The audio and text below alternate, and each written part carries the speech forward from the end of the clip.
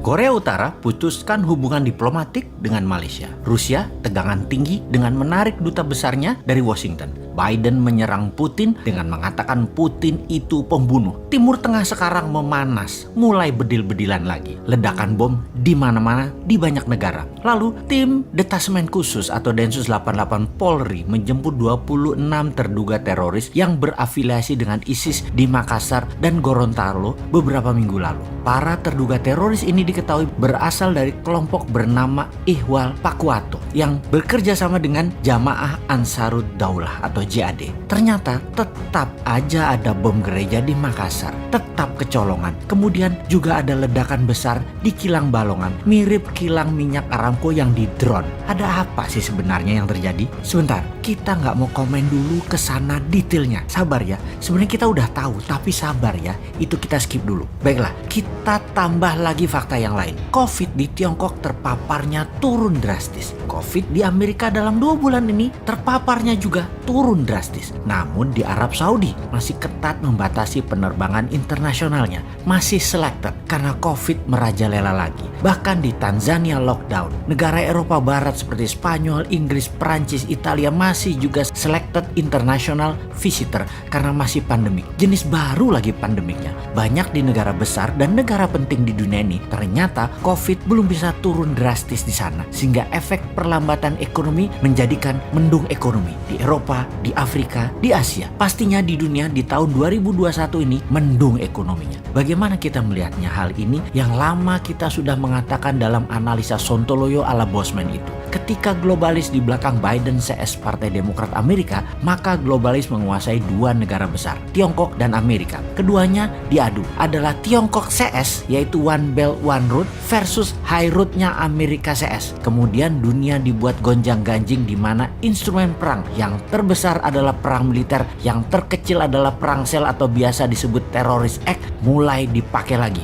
Mulai terjadi semua kan saat ini. Dunia ini semua sedang berperang melawan virus sebenarnya. Dunia sedang berperang aslinya tuh melawan siapa? Melawan globalis karena emang dimainkan oleh globalis. Alatnya mereka yaitu 2 negara besar tadi, Amerika dan Tiongkok. Kemudian perang militer dan berbagai penyakit disebabkan oleh virus seperti Ebola, Cikunya, dan Corona. Disinilah cara bernegara Indonesia ditantang ke limit, ke batas kemampuan maksimum pemimpinnya, ke batas kemampuan maksimum politikusnya, dan ke batas kemampuan pejabatnya. Jadi apa yang terjadi di Indonesia saat ini seharusnya yang harus dilakukan? Kita tahu bahwa bentuk negara Indonesia bukan lagi seperti apa yang Founding Father Indonesia ini dibuat di awal pada saat Indonesia menyatakan dirinya menjadi negara. Indonesia ini bangsanya jadi dulu yaitu di tahun 1928. Baru negaranya lahir Indonesia itu yaitu di tahun 1945. Bergesernya bernegara saat ini karena kekuatan parlemen yang menguat ditambah kekuatan partai yang mencengkram dunia perpolitikan di Indonesia. Kita bukan lagi bentuk negaranya presidensial, tapi parlementer. Karena itu ketika parlemen bertaring terlalu kuat, siapapun presidennya tidak akan bisa main gigi 5. Full throttle itu tidak mungkin. Tetap harus bagi-bagi kekuasaan dan bagi-bagi permen keuangan. Lalu yang jadi masalah adalah pengetahuan bernegara masyarakat juga parah, dibuat jadi rendah. Jadi yang memegang kendali bernegara tinggal mainin aja apa pendapat rakyat, apa pendapat mereka. Rakyat manut, nonton, gak bisa buat apa-apa. Contohnya, mulai digulirkan wacana presiden 3 kali, di mana muncul kampanye mempropagandakan bahwa calon terkuat Jokowi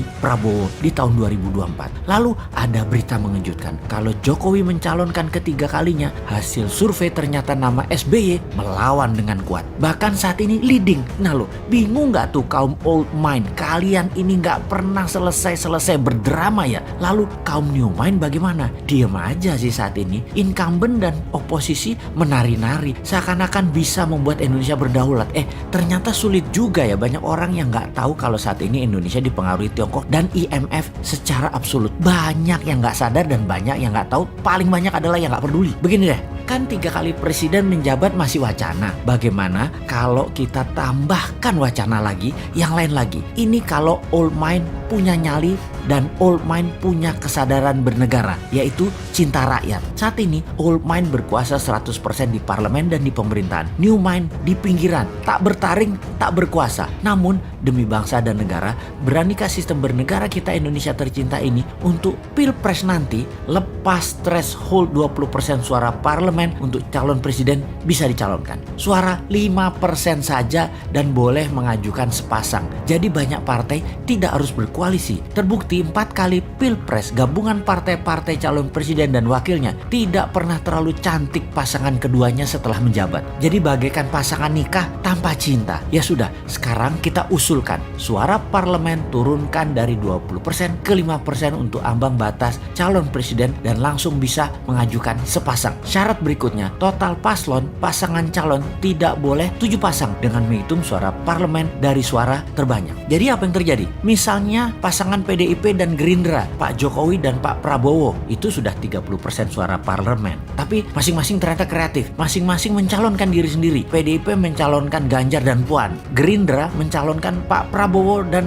Pak Sandi Uno. Kemudian Golkar mencalonkan Erlangga dan Tito. Golkar bisa calonkan sendiri tentunya. Partai Demokrat Perjuangan mencalonkan SBY dan AHY. Demokrat KLB mencalonkan Muldoko dengan Ahok. Nasdem Pak Surya Paloh dengan Ridwan Kamil. PKS Anies dengan Habib Rizik. PKB Caimin dengan Deddy Corbuzier. PAN P3 mencalonkan Gatot dan Din Samsudin. Siapapun itu silahkan bertanding. Mainnya nanti 2 babak jika tidak ada pemenang yang mendapatkan suara 50% plus 1 suara. Jadi tanding ulang 2 yang teratas. Dengan demikian peluang putra bangsa terbaik untuk bisa membangun bangsa negara menjadi terbuka lebar. Lalu kita dengan santainya bertanya, maaf itu semua calon tadi rasanya old mind semua deh. Yang new mind mana? Oh ada. Bagaimana kalau Pak Jokowi 3 kali wakilnya si Sontoloyo ini? Piye Pak? Cocok iki kombinasinya.